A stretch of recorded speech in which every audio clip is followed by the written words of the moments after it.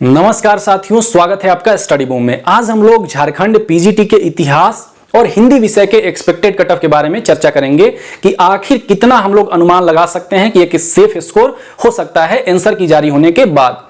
लेकिन उससे पहले काफी छात्रों में एक भ्रम की स्थिति बनी हुई है शिफ्ट को लेकर कि मेरा शिफ्ट हार्ड था तो मेरा इजी था, या फिर नॉर्मलाइजेशन को लेकर। तो एक भ्रम की स्थिति को आप लोग दूर कर लीजिए, क्योंकि मेरे आपके 10, 20, 50, 100 लोगों के कहने से कि मेरा शिफ्ट 18 तारीख वाला हार्ड था तो मेरा 21 को हार्ड था, तो मेरा हिंदी का 24 वाला हार्ड था, ऐसे कहने से नहीं होता है। ठीक है। और अगर ये आपको कोई बता रहा हो तो उस पर ध्यान भी मत दीजिएगा, क्योंकि जो इजी और टफ, जो मॉडरेट जो भी शिफ्ट होगा ना, वो जेसीसी के पास सारा डेटा है। और एक चीज ध्यान में रखिए, आपको मैं क्लियरली कर दूं, मान लीजिए 18, 19 और 21, मैं हिस्ट्री का बात कर रहा हूं। आप लोग हिंदी में भी वैसे ही 22, 23, 24 को आप लोग इसमें ध्यान में रख सकते हैं। मान लीजिए 18 तारीख में किसी एक कैंडिडेट का आ गया 136, दूसरे कैंडिडेट का आ गया 132, ठीक है। बाकी 3-4 और कैंडिडेट्स का आ गया 130, ठीक है। 3-4 कैंडिडेट्स का आ गया 130। लेकिन जो मैक्सिमम जो कैंडिडेट है ना, मैक्सिमम जो लार्ज कैंडिडेट हैं, उनका आ रहा है 120 से 125 आ रहा है, ठीक है। यहां पे गौर करिएगा। अब हम लोग 19 तारीख वाले शिफ्ट में देखते हैं। 19 तारीख वाले में मान लीजिए किसी एक अभ्यर्थी का आ गया 138, दूसरे किसी अभ्यर्थी का आ गया 136, और मान लीजिए 3, 4, 5, 10 स्टूडेंट का आ गया 130 आ गया, ठीक है। लेकिन बहुत सारे जो कैंडिडेट्स हैं उनका आ रहा है 110 से लेकर 115, यहां पर ही वो सिमट के रह जा रहे हैं। अब हम लोग आते हैं 21 तारीख वाले शिफ्ट में, इतिहास में। तो इसमें मान लीजिए 5 कैंडिडेट का आ गया 135, फिर 2-3 कैंडिडेट का आ गया 132, फिर 4-5 कैंडिडेट का आ गया 125, फिर 2-3 कैंडिडेट का आ गया 120। लेकिन और भी बहुत सारे जो कैंडिडेट हैं ना, बहुत सारे कैंडिडेट हैं, वो 100 से ज्यादा भी नहीं क्रॉस कर पा रहे हैं, यहीं तक सिमट के रह जा रहे हैं। तो जेएसएससी इस चीज को जब देखेगी तो उसको ये लगेगा कि 21 तारीख वाला जो शिफ्ट है ना, वो काफी ज्यादा हार्ड था, क्योंकि यहां 2, 4, 5, 10, 12 ही कैंडिडेट हैं जो इस अंक को प्राप्त कर रहे हैं। बाकी जो मैक्सिमम जो कैंडिडेट हैं तो 100 का आंकड़ा भी नहीं पार कर पा रहे हैं।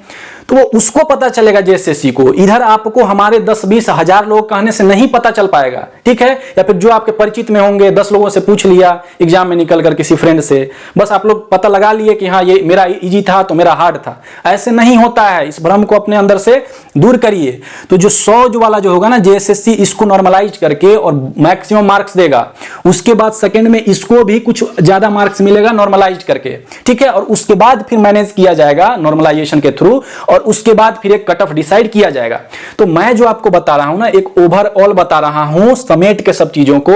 उससे अगर जिसका कम भी आएगा ना, जिसका कम भी आएगा, जो मैंने कल का जो वीडियो बनाया था, तो वो भी आप लोग उम्मीद रखिए, क्योंकि आपको पता नहीं है ना, अगर जिसका शिफ्ट में अगर 2-2 शिफ्ट में, 3-3 शिफ्ट में हुआ है तो आपको पता ही नहीं है कि किसका शिफ्ट हार्ड था। अब जिसका भी एग्जाम भी खराब गया होगा वो भी बोलेगा कि नहीं मेरा तो बहुत ज्यादा टफ था, मेरा टफ था। ये भी हो सकता है, चीजें बहुत सारी हो सकती हैं। आप लोग भले भांति समझदार लोग हैं, इस चीज को जरूर ध्यान में रखिएगा।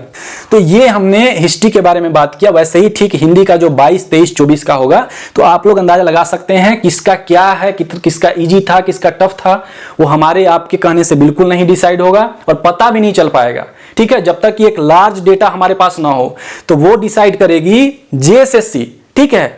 लेकिन जो प्रीवियस जो कट ऑफ गया हुआ है, और एक जो हम लोगों ने, मैंने जो रिव्यू सारा चीज लिया है बहुत सारे लोगों से, उसके आधार पर अनुमान लगा सकते हैं कि कितने प्रश्नों को सॉल्व करने पर हमारा एक सेफ स्कोर बन सकता है, ठीक है। बाकी इन चीजों में आप बिल्कुल मत पड़िएगा कि ये हार्ड था, ये इजी था, आपको समझ में भी नहीं आएगा। एग्जाम अगर आप निकाल लीजिएगा और आपका अगर डॉक्यूमेंट वेरिफिकेशन के बुला लिया जाए, तो कई लोग तो आश्चर्यचकित हो जाएंगे कि अरे मैंने तो सोचा भी नहीं था मेरा आ गया, पता नहीं मेरा कितना सही था। और कुछ लोग इतने साने बनेंगे कि वो कहेंगे मुझे तो पता था, 100% पता था, जब मैं एग्जाम का तैयारी कर रहा था या कर रही थी तभी से मुझे पता था कि मेरा होगा। 150 में से मेरा 140 मैंने सही करके ही आया था। तो ये सारी चीजें ना बकवास की बातें होती हैं, इन सब चीजों से आप बिल्कुल दूरी बनाए रखिए। अब हम लोग आते हैं यहां पर अपने एक्सपेक्टेड कट ऑफ को लेकर।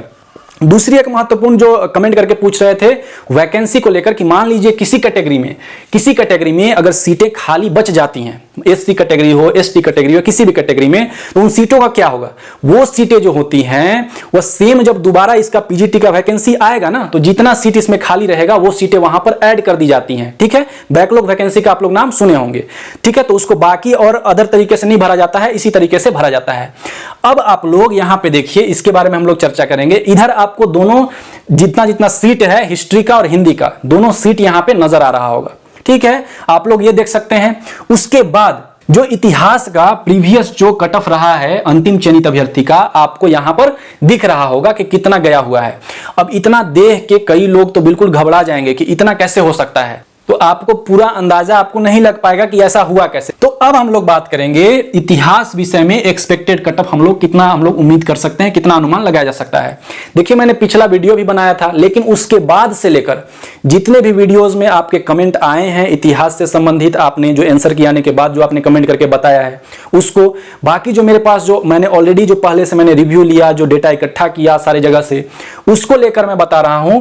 हो सकता है आपको इसमें, मैं बार बार बोलता हूं कि इसमें भिन्नता हो सकती है, आप लोग भी कमेंट कर सकते हैं। ठीक है, लेकिन अगर इतिहास विषय में यूआर कैंडिडेट में 125 से 130 अगर जिसका लाया होगा जो भी अभ्यर्थी, तो वो बिल्कुल सिक्योर रखिए कि हाँ उसका हो जाएगा। पिछला वीडियो में मैंने आपको कम भी बताया है, उससे कुछ इधर उधर हो सकता है, क्योंकि आंसर की आने के बाद थोड़ा सा चेंजेज इसमें आपको देखने को मिलेगा। और इतिहास विषय में जब मैं रिव्यू ले रहा था, और आप लोग भली भांति परिचित होंगे कि वर्ल्ड हिस्ट्री से ज्यादा प्रश्न पूछे गए थे। ठीक है, तो तीनों शिफ्ट में जो तीनों दिन जो आपका एग्जाम हुआ था, तीनों दिन वर्ल्ड हिस्ट्री से ज्यादा प्रश्न पूछा गया था। और मैक्सिमम जो स्टूडेंट है ना, वो वर्ल्ड हिस्ट्री को स्किप कर देते हैं, ज्यादा ध्यान लगाते नहीं है। और आपको क्या लगता है कि ये जो दोनों जो विषय हैं, इसमें क्या नेट वाले लोग नहीं बैठे होंगे, नेट क्वालिफाई लोग बैठे होंगे, जीआरएफ क्वालिफाइड लोग इसमें बैठे होंगे। ठीक है, तो उनसे कंपीट करना एक आम स्टूडेंट जो नॉर्मल से पीजीटी का तैयारी होगा, बहुत मुश्किल हो जाता है। इस चीज को ध्यान में रखिएगा। ठीक है, क्योंकि जीआरएफ और नेट वाले जो रहेंगे ना, एक वास्ट रूप में, एक बहुत ही विस्तीर्ण रूप में उनका प्रिपरेशन होता है। ठीक है, इसीलिए मैं आपको बता रहा था। तो 125 और 130 अगर आपका आया होगा, जिसका थोड़ा बहुत कम भी आया होगा, तो आप उम्मीद रखिए, क्योंकि तीनों शिफ्ट में टफ तो रहा ही है वर्ल्ड हिस्ट्री के रूप में। अब कोई कहे कि मेरा टफ था, मेरा इजी था, वो एक अलग बात है, लेकिन यूआर में 125 से 130 अगर आपका होगा तो आप बिल्कुल उम्मीद रखिए। BC1 की अगर बात करें तो BC1 में 118 से 123 अगर ये अगर बन रहा होगा तो आप बिल्कुल उम्मीद रखिए। BC2 की अगर बात करें तो इसमें तो सीट ही नहीं था BC2 में। SC की बात करें तो 105 से 110 ये प्रश्नों की बात मैं कर रहा हूं। और ST की बात करूं तो 100 से 105 प्रश्न अगर आपके बन रहे होंगे तो बिल्कुल सेफ स्कोर है। EWS की बात करें तो EWS 120 से 125 में बिल्कुल सेफ स्कोर वो अपने आप को रख सकता है कि हाँ उम्मीद है कि मेरा हो जाए। बाकी जो नीचे जो है ना, तो इनका तो दोनों का कम ही जाएगा। PCCP का बात करें तो ये BC1 BC2 में सारे सब्जेक्ट में जितना ही मैंने एनालाइज किया है, दोनों के बीच ही में हमेशा रहते हैं। ठीक है, तो उतना ही अपने आप को BC1 और BC2 के बीच ही में रखिएगा PCCP। ठीक, और बाकी जो झारखंड में कार्यरत जो TGT हैं UR, अगर इनका अगर 80 भी अगर आता है ना, 75 से 80 जो मिनिमम स्कोर है क्वालिफाइंग मार्क्स, अगर उतना भी अगर आ जाता है तो आप बिल्कुल सेफ आप लोग जोन में रख सकते हैं। अब कितने लोग भरे हैं उस पर भी डिपेंड करता है। ठीक है, कई तो सीट इसमें SC ST और ये सारे लोग खाली ही रह जाते हैं, कोई भरता ही नहीं है, सिर्फ UR का ही नजर आता है। तो उसके अनुसार अगर आपका 80-85 भी अगर आपका होगा तो आप बिल्कुल इसमें अनुमान लगा सकते हैं, आप एक्सपेक्ट कर सकते हैं, उम्मीद रख सकते हैं कि आपका हो जाएगा। तो ये हुआ हमारा इतिहास विषय का। अब हम लोग आते हैं हिंदी विषय के बारे में। तो हिंदी में अगर जिसका 122 से 127 अगर ये अगर आया होगा, प्रश्नों की मैं बात कर रहा हूं, इतना जिसका सॉल्व हो रहा होगा, प्रश्न सही हो रहा होगा, तो उसका आप बिल्कुल उम्मीद रख सकते हैं। BC1 के बारे में बात करें तो 115 से 120 में आपका बिल्कुल सेफ स्कोर हो सकता है। BC2 का तो यहां पर सीट ही नहीं था, तो इसके बारे में चर्चा हम लोग नहीं करेंगे। SC की बात करें तो 103 से 108 आपके लिए सेफ स्कोर हो सकता है। और उसके बाद ST की बात करेंगे तो 95 से 102 अगर आपका आया होगा तो आपके लिए सेफ स्कोर बन सकता है। EWS की बात करें तो 117 से 122 इतना आपके लिए सेफ स्कोर हो सकता है। और कई जो स्टूडेंट है ना, उनको एक्चुअल में इतना नहीं पता है कि मेरा 120 हम लोग सॉल्व किया। 18 तारीख कैंडिडेट्स को 1 महीना बाद थोड़ी पूरा याद होगा, नहीं याद होगा, ये मैं 100% बता रहा हूं।